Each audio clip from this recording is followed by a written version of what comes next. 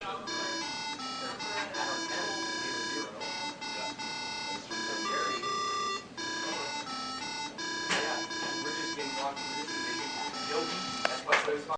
is the video for the UBCO microcomputer design project.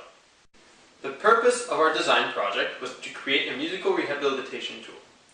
Our design is a glove that can output different sounds depending on finger movement.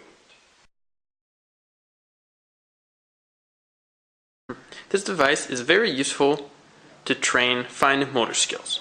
To create music, the user must move only one finger at a time. This allows the user to train hand coordination and fine motor skills. The general setup of our project is as follows. A glove equipped with 5 flex sensors sends a signal into a microcomputer. The microcomputer decides which sound to output and sends a square wave into the speaker. In our design, each finger triggers a different note. The user can output 8 different sounds. The flex sensors are triggered by the movement of the fingers, which is then routed into the breadboard. That voltage is then fed to the microcomputer, which calculates the specific threshold to trigger a sound. That sound is then sent into a speaker, and then you get sound.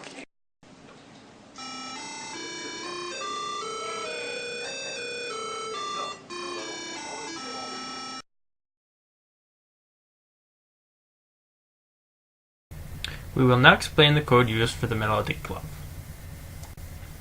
We first initialize the 5 input pins for the flex sensors and the output pin for the speaker.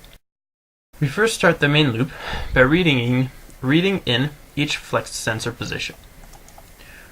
We then compare these positions with specified threshold values. The thumb sensor corresponds to flex position 5.